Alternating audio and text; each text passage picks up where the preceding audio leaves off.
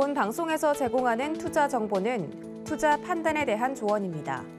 방송에서 제공하는 주식의 가치, 가격 상승 및 가격 하락에 대해서는 방송사에서 보장하지 않습니다.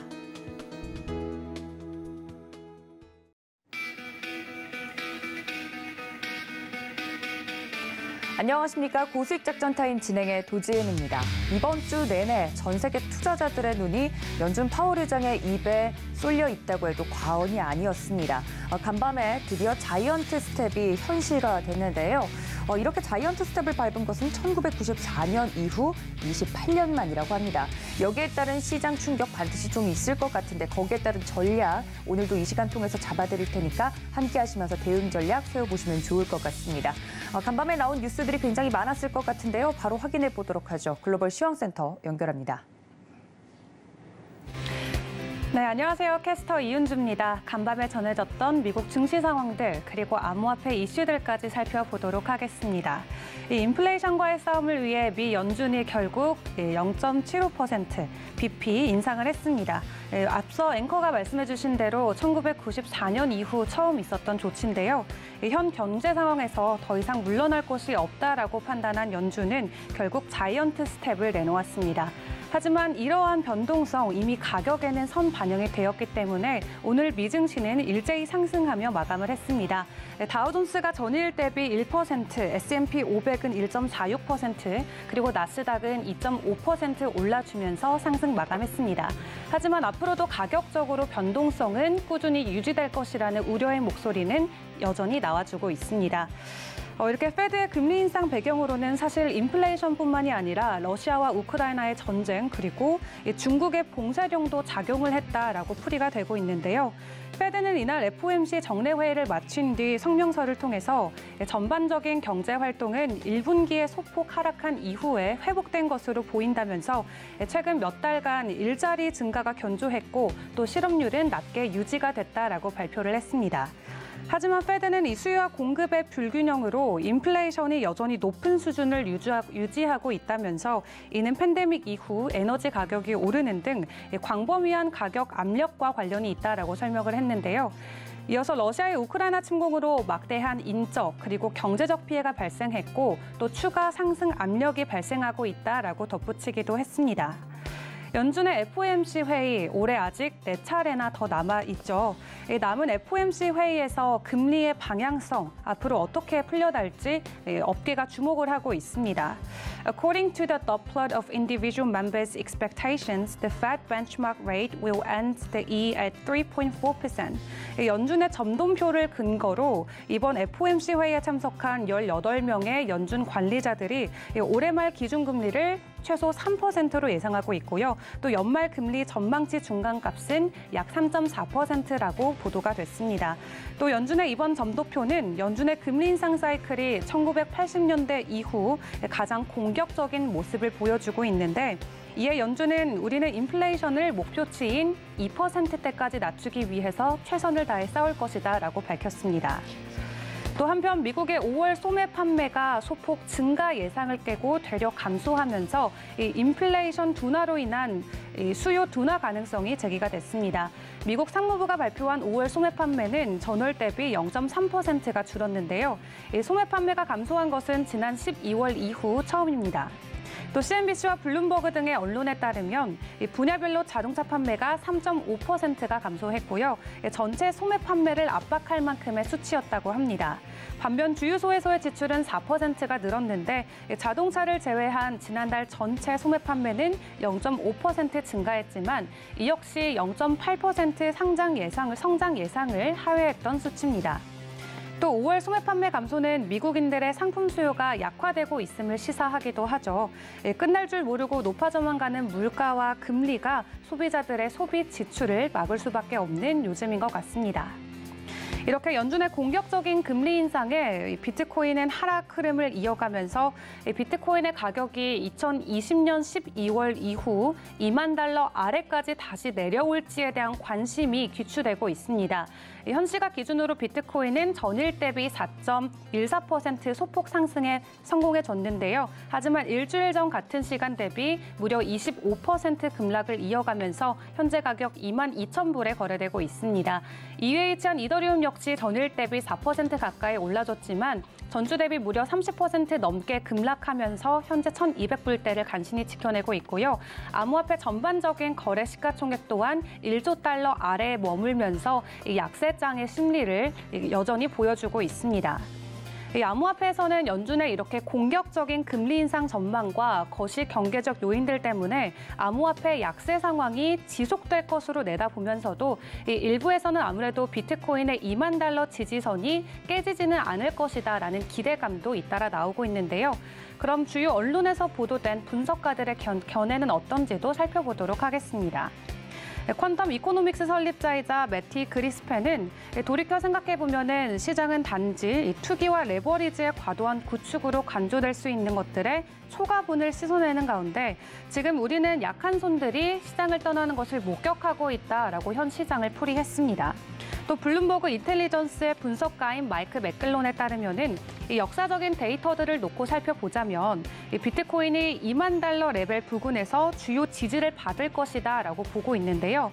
그는 수요일자 노트에서 비트코인이 2018년에서 2019년 5천 달러를 지지했고 또 2014년에서 2015년에는 300달러를 지지했었던 것처럼 이번에도 2만 달러 부근에서 기반을 닫고 다시 상승해줄 가능성이 크다라고 내다보고 있습니다. 그러면서 줄어드는 변동성과 가격 상승은 오히려 성숙해져가는 디지털 가치 저장의 특징이라고 덧붙이기도 했습니다. 한편 포브스는 The Crypto Bear Market could last 2 years. 앞으로 암호화폐 약세장이 2년은 더 유지될 것이다라고 예측을 하고 있습니다. 일렉트리컬 캐피털의 매니징 파트너인 아비첼 기르그는 The next 2 years are going to be really rough. 앞으로 향후 2년 동안 이 암호화폐 시장에는 굉장히 어려운 시기가 될 것이다라고 이야기하면서 이 웹2 시대 리더들이 위기를 맞은 상황에 이 거시경제 약세장 환경에 암호화폐와 웹3 업계가 공존했던 거는 지금이 사상 최초로 있는 일이다라고 이야기를 했는데요. 그러면서 we would need to see equities turn around before real capital flows back to Bitcoin. 비트코인의 상승을 기대하기 위해서는 결국 기존 자산 시장의 회복이 꼭 필요하다라고 이야기를 덧붙였습니다. 이 암호화폐와 기존 투자 자산과의 상관관계는 앞으로도 향후 12개월에서 18개월 가까이 유지가 될 것으로 보고 있는데요. 결국 주식시장이 살아나지 못한다면은 암호화폐 상승장도 기대해보기 어렵다라고 이야기를 이어갔습니다. 또 비트맥스 공동 설립자인 아서 헤이즈는 We can expect massive sell pressure in the spot markets as dealers hedge themselves. 이 딜러들의 해지 때문에 비트코인이 2만 달러 그리고 이더리움이 1,000달러를 깨고 아래로 하락했을 때 이 현물 시장에서의 대규모 매도 압력이 나올 수밖에 없다라고 예상을 하고 있습니다. 그만큼 비트코인이 현재 시점에서 2만 달러를 지지해주냐 혹은 뚫고 하방으로 내려오느냐가 굉장히 중요한 관전 포인트가 될 것 같은데요. 그런 한편 마이크로소프트의 창업자인 빌 게이츠가 이 암호화폐 업계에 대해서 다시 한번 강한 비판의 목소리를 냈습니다. 게이츠는 기후변화 관련 행사에 참석해서 이 NFT를 비롯한 암호화폐와 관련된 자산에 대해 Crypto and NFTs are 100% based on greater fool theory. 더 큰 바보 이론에 기반한 암호 자산이라고 비판을 했습니다. 이 이론은 바보가 내재 가치보다 비싸게 투자 대상을 사들여도 이를 더 큰 바보에게 더 높은 가격에 되팔아서 이익을 볼 수 있다는 내용으로 이러한 구조가 유지되기 위해서는 시장에 신규 투자자가 계속 유입돼야 된다고 지적하면서 현재 시장은 말 그대로 바보들의 잔치다라고 비판을 했습니다. 게이츠는 유명 NFT인 지루한 원숭이들의 요트 클럽을 놓고도 Expensive digital images of monkeys would improve their world immensely. 이 비싼 원숭이들이 정말 세상을 변화시킬 거고 구할 거다라며 비꼬았는데요. 게이츠가 지적한 것처럼 현재 실제로 암호화폐 업계에서는 최근 한국의 루나와 테라코인을 비롯해서 셀시어스의 예치코인 인출 중단 등이 발생하면서 폰지 사기에 가까운 것 같다라는 우려도 나오고 있습니다. 하지만 게이츠는 지난해에도 이 암호화폐 옹호론자인 일론 머스크와 개인들의 암호화폐 투자 위험성을 두고 썰전을 벌인 바 있었죠. 다만 지난해와 달라진 점은 최근 암호화폐 업계 상황이 겨울로 불릴 정도로 꽁꽁 얼어붙으면서 이 비판론에 힘이 실어지고 있다는 것입니다. 끝나지 않을 것 같은 크립토 윈터 속에서도 팽팽히 맞서고 있는 암호화폐 낙관론과 비판론, 결국 그 끝에 웃게 되는 사람은 누가 될까요? 지금까지 전반적인 글로벌 시황 그리고 암호화폐 상황 살펴봤습니다. 네, 밤사이에 나온 외신과 그리고 비트코인 상황까지 이야기를 좀 나눠봤습니다. 이를 기반으로 오늘장 전략도 좀 세워보도록 할 텐데요. 첫 번째 도움 말씀 주실 전문가님 모셔보도록 하겠습니다. 브레인코리아 인베스트 신승용 대표님 모십니다. 대표님, 안녕하십니까? 네, 안녕하십니까? 네, 반갑습니다. 첫 번째 이슈로 바로 좀 넘어가 보도록 하겠습니다. 밤사이에 나온 6월 FOMC 결과 정리를 좀 하고 넘어가야 될 것 같은데요. 시장의 영향도 어떻게 보십니까? 네, 일단 다들 알고 계시는 바와 같이 75bp 자이언트 스텝을 단행을 했습니다.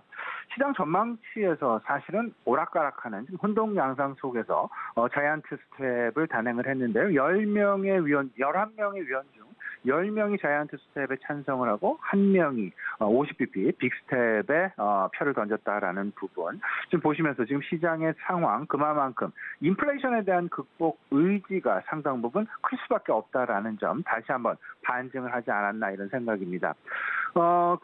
실질적으로 전망치가 75bp 전망치가 시장에서 94% 정도에 달하는 그런 수준이었다라는 점 다시 한번 좀 말씀을 좀 드려보고요. 그렇기 때문에 시장에 그렇게 크게 부정적인 영향을 미치지 않고 오히려 시장은 불확실성이 해소됐다라는 일단은 안도감의 어떤 안도 랠리가 진행됐다라는 부분 말씀을 좀 드립니다. 다만 파월 의장이 계속해서 얘기했던 부분이 있었죠. 향후 2개월에서 3개월 정도는 50bp를 예상하겠다라는 그런 이야기를 했지만 최근 발표되어진 소비자 물가 지표랄지 아니면 생산자 물가 지표 이 부분을 본다면 75bp를 단행하지 않을 수는 없지 않았을까 이런 생각을 좀 가져보게 됩니다. 다만 시장에서 평가하는 부분은 조금 좀 다릅니다. 인플레이션에 대한 극복 의지를 명확하게 했다라는 부분을 오히려 긍정적인 요소로 봤고요. 더 나아가서 향후에 50bp로 인상폭이 상당 부분 둔화될 가능성이 높지 않겠느냐. 왜냐하면 파월 의장이 기자회견에서 이런 얘기를 했습니다. 파월 의장은 일단 지금 75bp의 인상폭은 일반적인 통례적인 인상폭의 수준은 아니다라는 점. 다만 50bp에서 75bp 사이에 인상폭, 향후 FOMC에서의 인상폭 가능성은 열어두긴 했지만 이례적이진 않은 수준의 인상폭이었다라는 이야기를 하게 되면서 그 부분은 거꾸로 시장에서는 이렇게 해석을 하는 거죠. 75bp 인상폭은 앞으로 상당 부분 제한적이지 않겠느냐라는 그런 기대감을 갖기에 충분한 발언이 아니었나 이렇게 좀 생각을 하고 있습니다. 여기서 이제 그 FOMC가 미 연준이 실질적으로 2022년 말 금리 전망치를 상향 조정을 했는데요. 기존에 이제 그 3월, 6월, 9월 이렇게 그 12월 전망치 발표를 합니다. 점도표 전망치 발표를 하게 되는데 지난 3월 전망치였습니다. 기존이 1.9% 올해 연말에 금리를 1.9% 정도 예상하는 거로 전망하는 거로 나왔다라면 지금 6월 달에 변경된 부분은 3.4%. 올해 7월부터 이제 그 FOMC가 4차례 남았다라는 부분을 생각을 해보면 지금 현재 1.75죠. 이제 앞으로 1.7 정도 남아있는 그런 상황인데, 조금 좀, 향후 75bp의 인상과 50bp의 인상, 그 가능성 사이에서 시장은 계속되는 어찌 보면 변동성 양상이 진행될 가능성이 상당 부분 높지 않겠나, 조심스럽게 좀 말씀을 좀 드려보고요. 이런 부분들은 결국은 우리가 어떤 지표에 주목을 해야 될 것이다라는 부분을 명확히 하고 있습니다. 고용지표에 주목을 해야 된다라는 부분에 다시 한번 우리 시청자 여러분께 강조를 좀 해드리고 싶은데요. 어제 발표된 부분, 실업률 전망치가 좀 상향 조정이 되었다라는 부분 말씀을 좀 드려보고요. 기존이 3.5%, 거의 완전 고용 수준이었다라면 실업률이 조금은 좀 늘어나지 않겠느냐라는 전망치를 미 연준에서 내놨다라는 점 참고해 두셔야 될 것 같고, 그리고 경제 성장률 전망치 역시 기존 올해 경제성장 전망치를 기존 2.8% 성장해서 1.7%로 0.9%포인트 하향 조정했다라는 점. 하지만 저는 이런 생각을 합니다. 하향 조정이 있다 하더라도 성장이 멈춘 것은 아니다.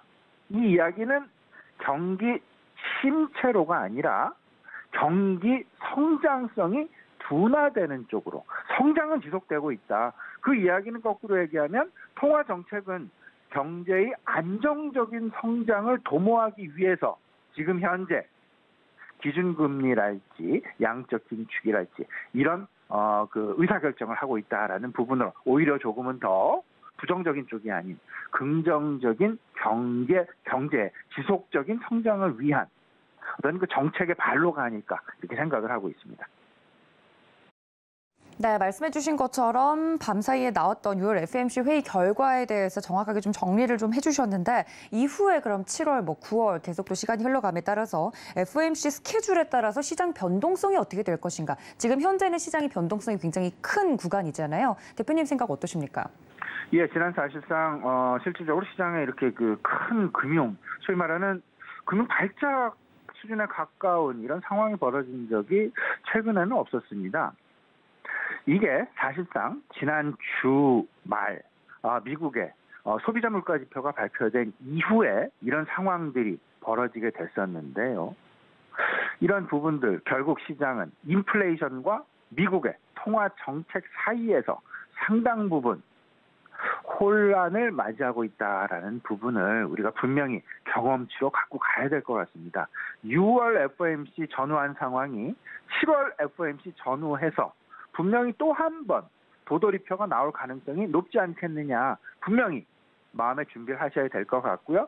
7월 FOMC는 스케줄 이렇습니다. 7월 26일, 27일이 되겠습니다. 현지 시간입니다. 우리 시간으로는 27일과 28일이겠죠. 지금 페드워치 전망에 따르면 7월 FOMC 금리 인상, 75bp 인상 확률이 약 한 77% 정도 됩니다. 이게 과연 올라갈지 내려갈지 전망 확률이 이 부분을 계속해서 예의주시하셔야 될 것 같고 계속해서 PCE 지표랄지 CPI랄지 PPI 우리가 예의주시해야 될 것 같다. 여기에 이거에 방향타를 주는 부분이 분명히 있습니다. 앞서서도 말씀을 드렸지만 고용 부분, 소비 부분 그리고 외환 시장을 좀 주목해야 될 텐데 소비는 인플레이션을 극복하는 동행 지표다라는 부분 분명하게 말씀을 좀 드려보고 고용 같은 경우에는 인플레이션을 극복할 수 있는 여지를 갖고 갈 수 있는 선행 지표일 수 있다라는 점 다시 한번 말씀을 좀 드려봅니다. 더 나아가서 달러화의 방향성이 그 어느 때보다도 중요하게 핵심 지표 내지는 핵심 방향타로서 제시가 되고 있는데 지난밤 다행스럽게도 미국의 그 달러 인덱스는 조금 좀 빠졌습니다. 105포인트에서 104.6%로 조금 좀 하향, 좀 안정화되는 그런 모습 나타나게 됐었는데 우리 입장에서는 이런 달러 인덱스의 고공행진이 그렇게 달가운 지표는 분명히 아닐 수밖에 없습니다. 우리는 외국인 수급도 봐야 되고 수입 물가도 봐야 되고 수출 가격의 경쟁력도 봐야 되는 그런 상황이 되겠습니다. 근데 달러화가 계속해서 고공행진을 하게 된다라면 외국인의 수급, 금융시장에서 조금 나쁘게 되겠죠. 그리고 수입 물가, 당연히 우리 인플레이션도 상당히 문제가 있습니다. 환율이 올라가게 되면 수입 물가는 당연히 그 배 이상 올라가게 되는 그런 모습을 가져갈 수밖에 없다라는 점. 다만 수출 가격 경쟁력 차원에서 생각을 해본다라면 우리도 그렇게 수출 가격 경쟁력이 높아지지는 않을 것이다. 왜냐하면 N달러 환율의 움직임 그리고 위안화 달러의 움직임 소위 말하는 중국과 일본이 오히려 자국의 통화 약세 정책을 펼치고 있기 때문에 우리 입장에서는 수출 경쟁력이 그다지 긍정적인 방향으로 진행될 가능성은 상당 부분 제한적이지 않겠느냐. 다만 전체적인 그림은 달러화의 강세이기 때문에 우리가 상당 부분 이 부분에 대해서 조심을 좀 해야 될 필요는 분명히 있을 것이다. 달러 인덱스의 하락 이 부분에 따라서 전일 엔제 환율 시장 같은 경우에는 1280원대로 1290원대 넘어섰던 것이 1280원 초반 내지는 70원 후반으로 다소 좀 하향 안정되는 그런 모습 보여졌지만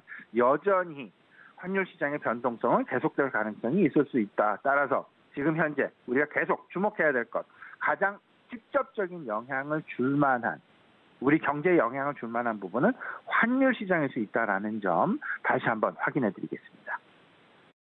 네, 대표님께서 말씀해 주신 것처럼 이게 단순히 금리 인상만 단행한다고 해서 간단하게 풀리는 문제는 아닌 것 같습니다. 그 사이에 또 우리나라가 끼어 있는 상황이기 때문에 친미 성향의 이제 나라들 같은 경우는 금리 인상 쪽에 포커스를 맞추고 있지만 중국 같은 경우, 일본 같은 경우는 오히려 금리를 낮추는 방향으로 또 가고 있는 부분이 있어서 이런 복합적인 상황을 좀 잘 체크를 해봐야 될 것 같습니다. 연준의 결정 같은 경우는 금리 인상으로 인플레이션을 일단 잡겠다라는 거에 집중을 하고 있는 것인데 그러면 성장성에 대해서는 좀 차치하고 있는 것이 아닌가. 그러면서 스태그플레이션에 대한 우려의 목소리도 좀 나오고 있는 상황인데요. 스태그플레이션 가능성은 어떻게 보고 계십니까? 제 생각은 이렇습니다. 아마도 오늘 우리 시장 역시 안도랠리를 펼칠 가능성이 높죠. 하지만 시장은 그 길지 않은 시간 안에 분명히 스태그플레이션에 대한 우려감이 고개를 들 가능성이 충분히 있을 수 있다라는 점. 이 부분을 좀 조심하셔야 될 것 같습니다. 스태그플레이션의 평가 요소, 일단 큰 그림 속에서 두 가지 정도를 좀 추려서 좀 생각을 해봐야 될 것 같습니다. 글로벌 경제를 좌지우지하는 두 국가, G2 국가. 그 G2 국가의 특징이 있습니다. 미국과 중국. 미국은 소비 성향에 우리가 포커스를 맞춰야 될 것 같고, 중국은 생산 쪽에 포커스를 좀 맞춰봐야 될 것 같은데, 마침 어제 같은 경우 중국이 오전에 그 5월달 산업생산 지표 발표를 했죠. 발표치가 전망치를 뛰어넘는 그런 발표치를 했습니다.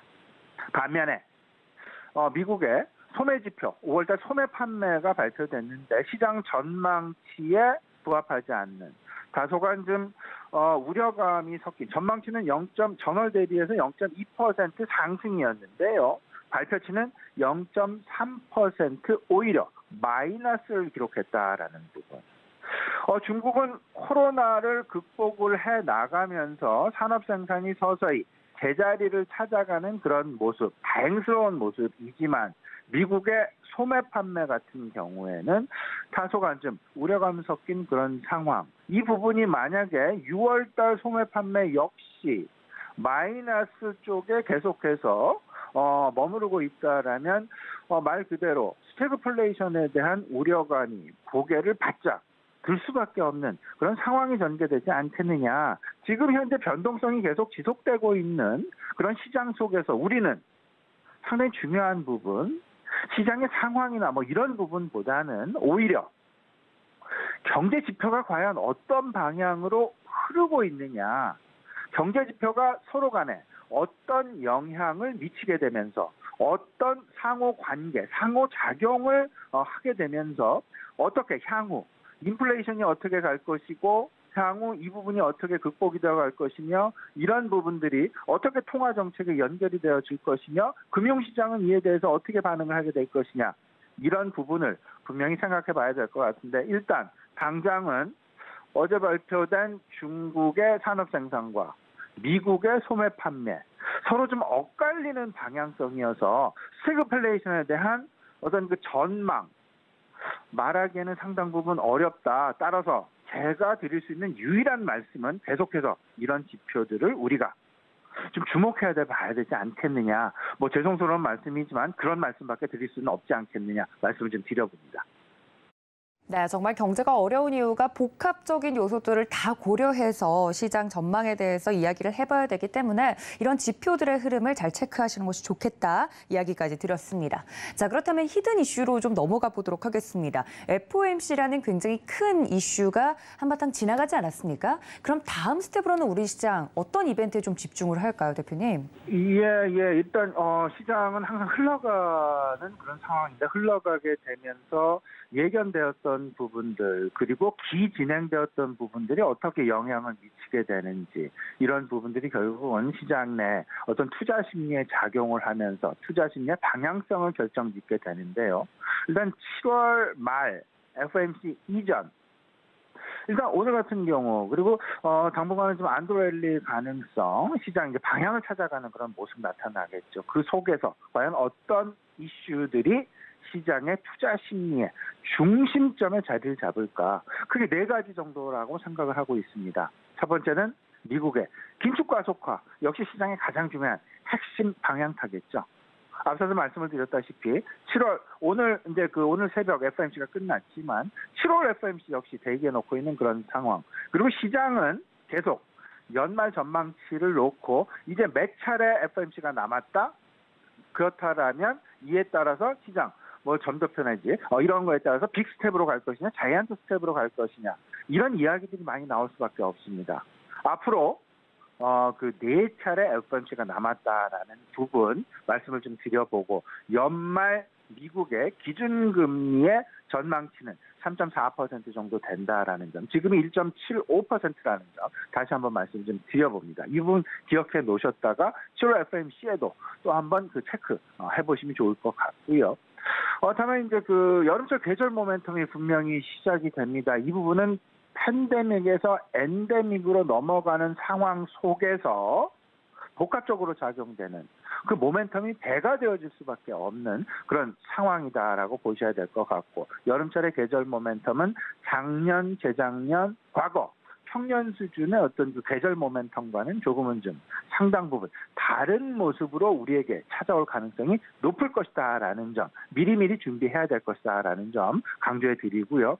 이제 2분기 실적 시즌이 시작됩니다. 7월 초부터 시작이 되고 6월 말에는 프리어닝 시즌이 진행이 되겠죠. 이 부분 생각을 하셔야 될 것 같고, 오늘 이제 그 잠시 후에 발표 예정이 있는데 우리나라 윤석열 신정부의 경제정책 방향성, 핵심 화두는 법인세 인하 부분이 되지 않을까 생각이 됩니다. 이 부분 역시 시장 내 긍정적인 어떤 그 방향 만들어낼 가능성이 높지 않겠느냐 말씀을 좀 드려보고, 지금 현재 시장 내 가장 중요한 거 어찌 보면 수급 상황이 우리 투자자 여러분들에게 상당히 좀 우려스러운 어떤 그 관심거리 중에 하나가 아닐까 생각이 됩니다.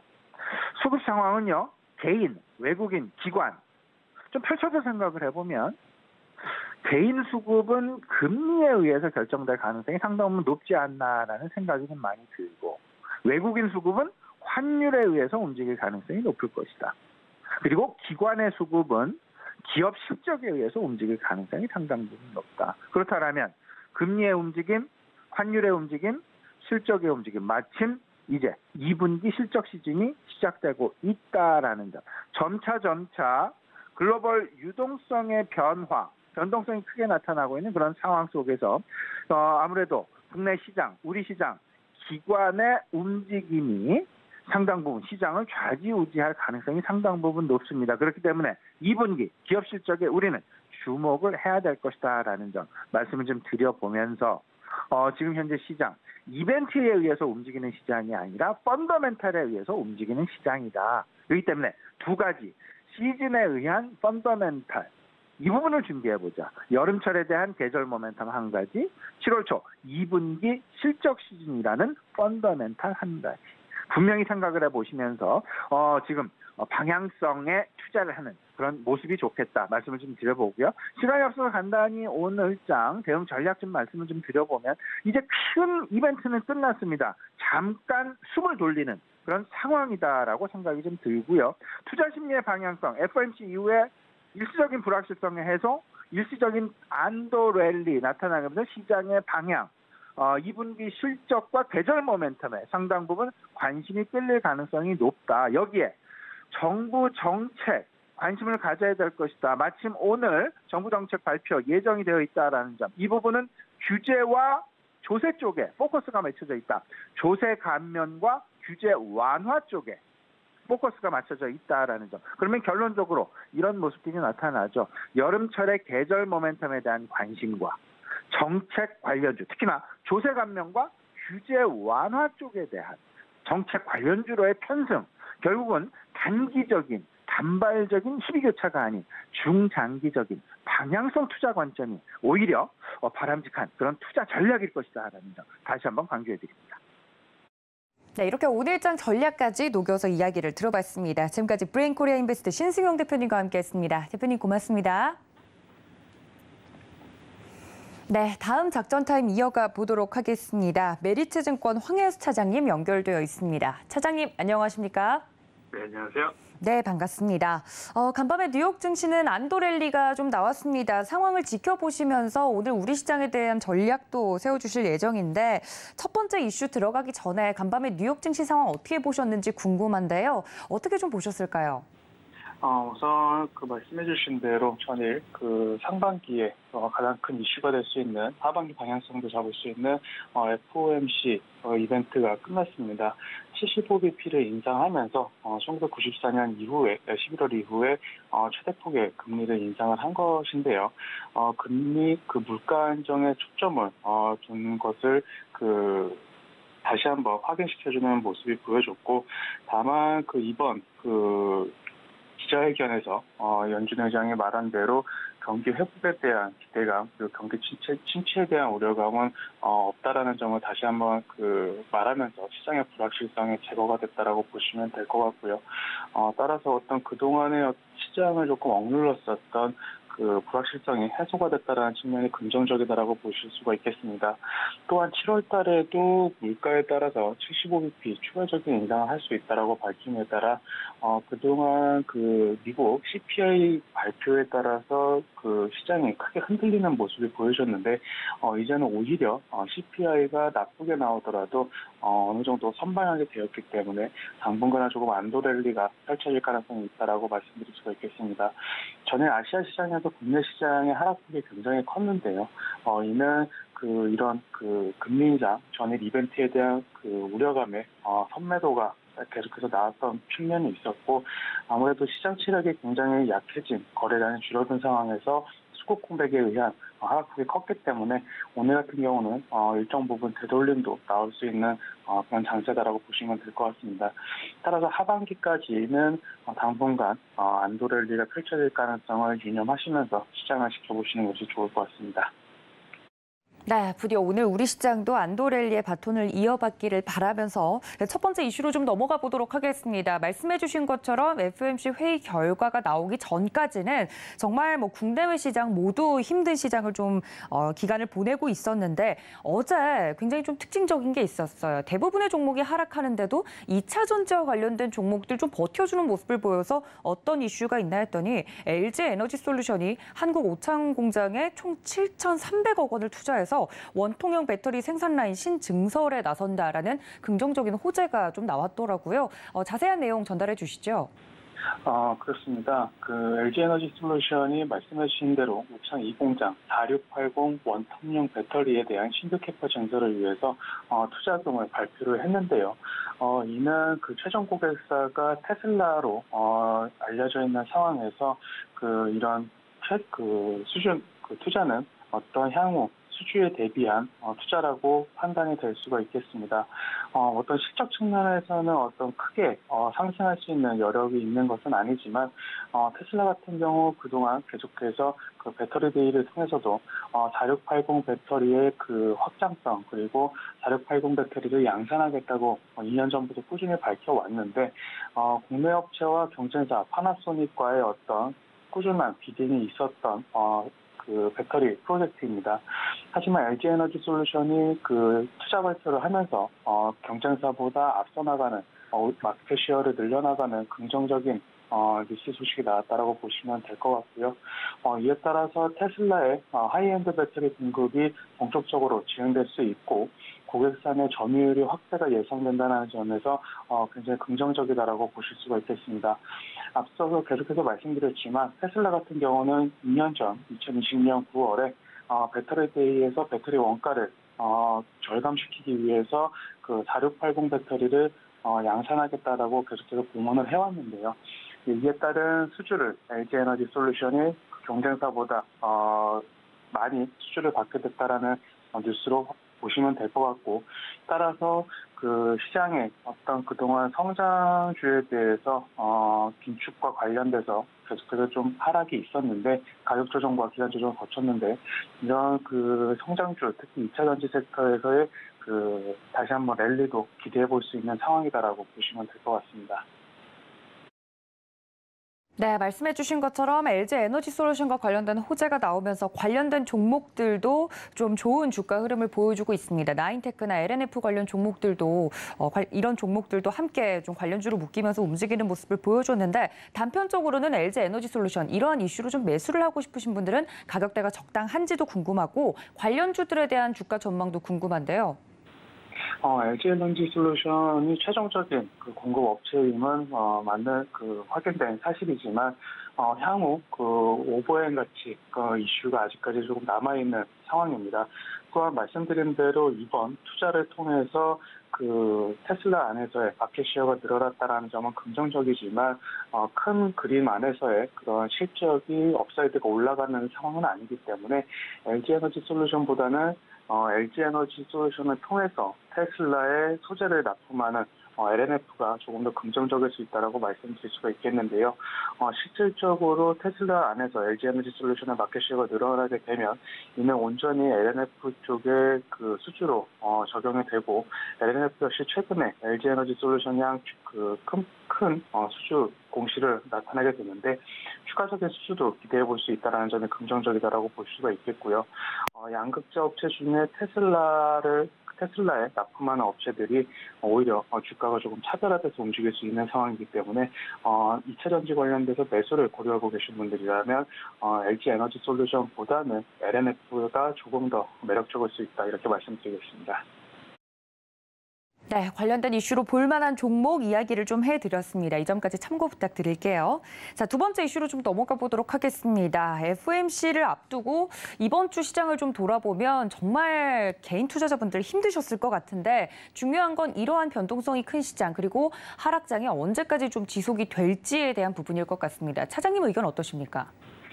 우선 전일까지 그런 기술적으로 지수는 바닥권에까지 하락하는 모습을 보여줬는데요.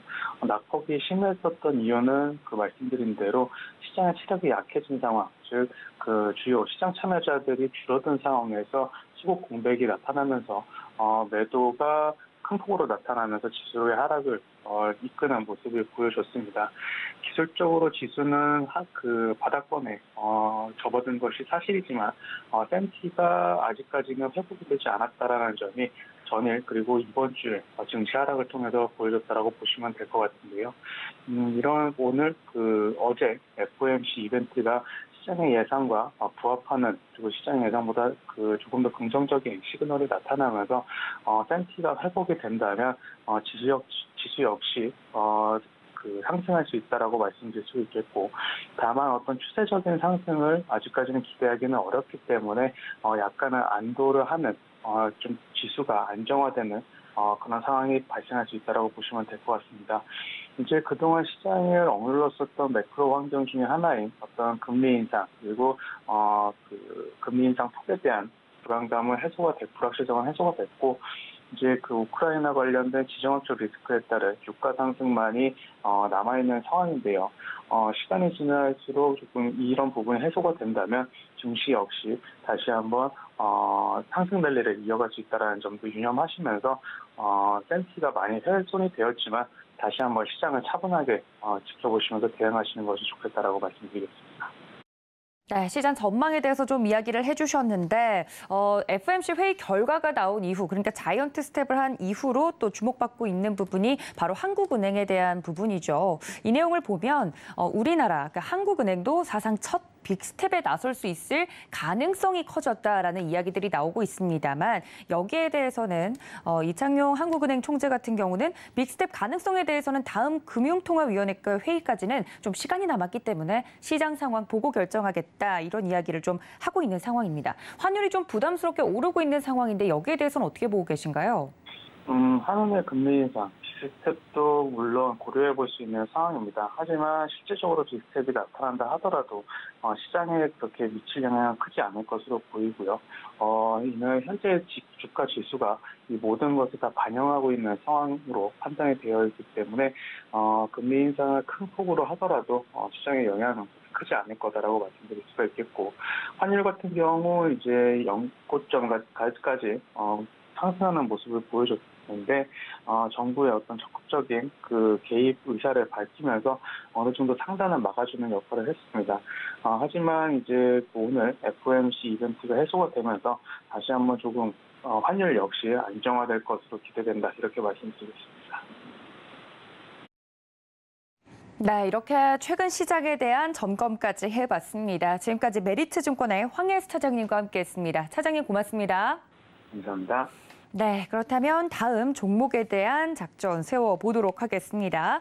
글로원 파트너스 이성웅 이사님 연결합니다. 이사님 안녕하십니까? 네, 안녕하세요. 네, 반갑습니다. 첫 번째 이슈 바로 넘어가 보도록 하죠. 미국 금리가 75bp 인상이 됐습니다. 자이언트 스텝 예상한 대로 좀 흘러가긴 했는데 관련돼서 체크포인트 짚어주시죠. 네, 아무래도 인플레이션이 시장에 영향을 미치는 국면이다 보니까 미국이 적극적으로 금리 인상에 나선 것으로 보이고요. 1994년 이후로 처음으로 75bp의 금리 인상을 단행을 했습니다. 시장은 연준의 인플레이션 완화 의지로 반등을 하는 모습이었고요. 인플레이션과 관련해서는 연준의 코멘트 자체에 주목을 할 필요가 있는데 이 코멘트 자체로는 이제 적극적으로 인플레이션 부분에 대해서 대응하는 거를 의지를 표명했고 향후에 추가적으로 75bp의 금리 인상도 단행할 수 있다는 점이 포인트겠습니다. 종목들 같은 경우 여기에서 살펴봐야 할 점은 이제는 낙폭과대 대형주라든지 시총 상위주를 중점으로 살펴봐야 할 것으로 보이고요. 저희가 이러한 부분에서 종목 같은 경우는 체크를 하고 갈 필요가 있겠습니다. 네, 과연 이 관련해서 오늘 국내 증시도 안도 랠리가 함께 나올 수 있을지 궁금한데 이런 시장에 맞는 종목 또 대형주 위주로 좀 많이 빠졌던 종목들 위주로 올라오지 않을까 하는 기대감을 가져도 괜찮겠다 이야기를 해주셨는데 오늘의 특징주 어떤 종목일까요? 네, 반도체와 관련해서 최근에 주가 변동성도 있었고 그다음에 시장 시가총액 상위주 중에서 IT 쪽이 조정이 많이 나왔다 보니까 오늘은 SK 하이닉스를 말씀드리겠습니다. SK 하이닉스는 현재 시가총액은 71조 원대 정도입니다. 현재 악재를 반영한 구간 상황에서 지금 71조 원대까지 하락을 해 있는 상황이고요. 이제 시장의 변동성을 통해서 종목들이 조정이 나올 때 향후에 이제 반등 시점에서 매수할 만한 종목의 체크가 필요한데 그중 하나가 SK 하이닉스라고 말씀드릴 수 있겠습니다. 오늘 시장은 아무래도 갭상승을 통해서 방향성이 결정될 것으로 보이는데요. SK 하이닉스 같은 경우는 저희가 비슷한 시총 흐름입니다. 시가총액 70조 원대 이하에서는 시장의 변동이 있을 때 적극적으로 접근이 가능하다는 결론이겠습니다. 네, SK 하이닉스 오랜만에 보는 종목입니다. 관련돼서 좀 많이 빠졌던 만큼 반도체 관련돼서 SK 하이닉스 오늘의 특징주로 이야기를 해드렸습니다.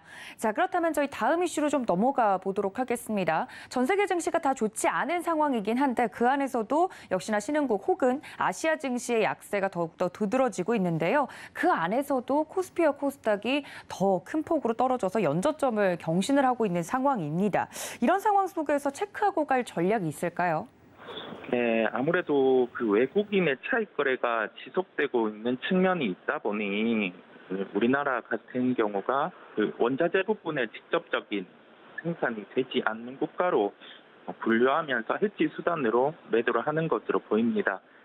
일단 신흥국 시장 같은 경우 상대적인 매력도를 보자면 중국 같은 경우가 PMI 지표라든지 그 부분이 바닥을 이루고 턴을 하는 모습 그리고 경기 부양에 대한 그 정부의 정책이 나올 가능성이 높음에 따라서 미국 부분이 아니라 글로벌적인 부분에서 상대적으로 중국이 우위에 있다 보니 우리나라 같은 경우에 매도가 나오는 것으로 보이고요. 전체적으로 봤을 때 신흥국 시장의 상대적 매력들을 파악해서 시장이 조정이 나오더라도 이 조정 국면에서 종목 단위로 글로벌에서 경쟁력 있는 또는 분기의 실적 같은 경우가 성장하는 기업을 살펴보고 갈 필요가 있겠습니다. 네, 그럼 관련해서 볼만한 특징적인 종목 어떤 종목일까요? 네, 종목은 오리온을 말씀드리겠습니다. 오리온은 월별 실적이 발표되는 기업인데요. 매월 세 번째 주 화요일에 실적을 발표하게 됩니다. 전월 같은 경우 실적이 해외사업부 부분에서 개선이 이루어졌고 이게 단순히 매출액의 개선만 나타난 게 아니라 영업이익률로도 개선이 나타나면서 종목 단위로 주목을 할 필요가 있겠습니다. 어제 시장 대비해서 주가가 상당한 강세를 나타냈는데 가격적으로 지금 이 종목 같은 경우는 10만 원에서 10만 2천 원대에 접근이 가능하겠고요. 음식료 업종 중에서 실적만 보더라도 탑픽으로 형성해서 저희가 관심을 가지고 살펴볼 종목이라는 결론이겠습니다. 네, 오리온 같은 경우는 어제 또 특징주로 꼽히고 있는 종목인데요. 개인적으로는 이렇게 좀 실적과 관련돼서 급등한 종목이기 때문에 단기적으로 봐도 괜찮은지 혹은 장기적으로 봐야 될 종목인지 궁금한데요. 전략을 두 개 다 펼쳐갈 수 있는 종목일까요?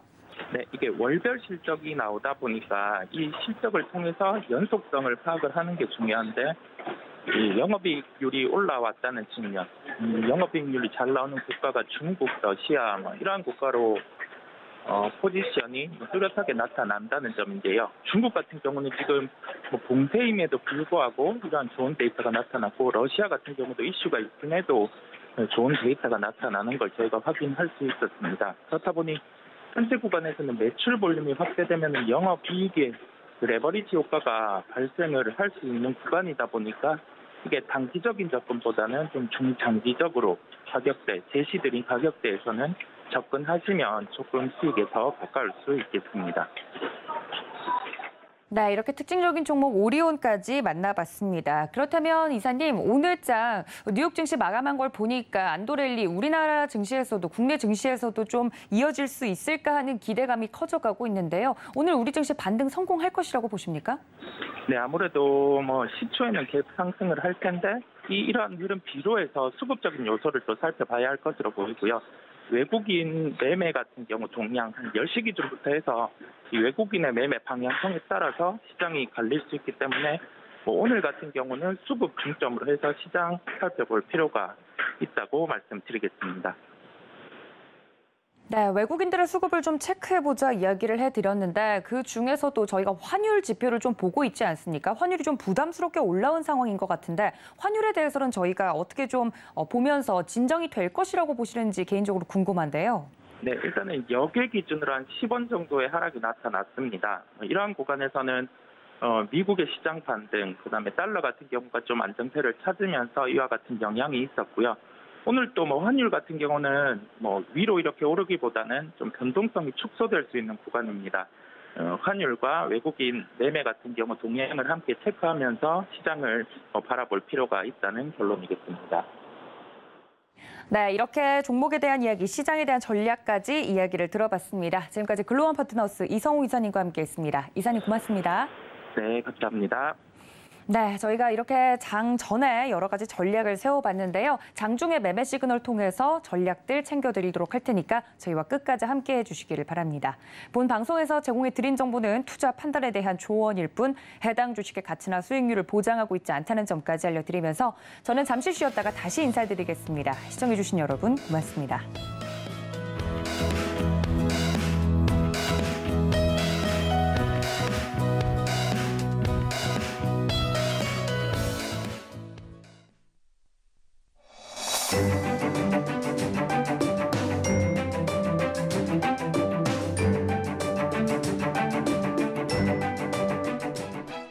안녕하세요. K웨더 라이프스타일 예보 신지수입니다.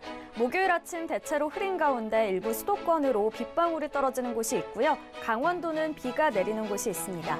대부분 아침까지 그치겠지만 강원 지역은 오전까지 산발적인 빗방울로 이어지는 곳도 있겠습니다. 낮부터는 대부분 구름만 많겠습니다. 다만 전남과 경남, 제주도는 점차 흐려지겠고요. 전남 남서해안을 중심으로 오후 한때 비가 내리겠습니다. 양은 5mm 안팎으로 많지 않겠습니다. 날이 흐린 가운데 아침 안개를 조심하셔야겠습니다. 경상권 내륙과 전남 해안으로는 가시거리 200m 이하의 짙은 안개가 끼는 곳이 있겠고요. 그 밖에 내륙으로도 가시거리 1km 미만의 안개가 끼는 곳이 있겠습니다. 출근길 교통안전에 유의하시기 바랍니다. 다음은 자세한 지역별 날씨입니다. 중부지방 낮부터는 구름 사이로 자외선 지수가 높게 오르겠습니다. 한낮 기온은 서울과 대전, 청주가 27도 보이겠습니다.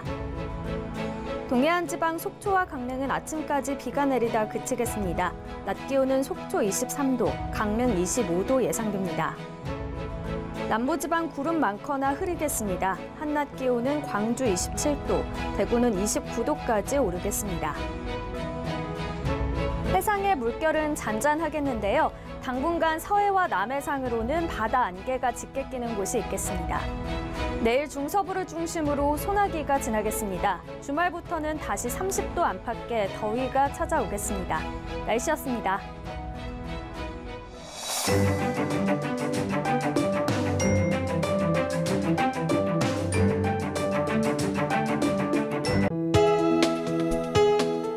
본 방송에서 제공하는 투자 정보는 투자 판단에 대한 조언입니다. 방송에서 제공하는 주식의 가치, 가격 상승 및 가격 하락에 대해서는 방송사에서 보장하지 않습니다.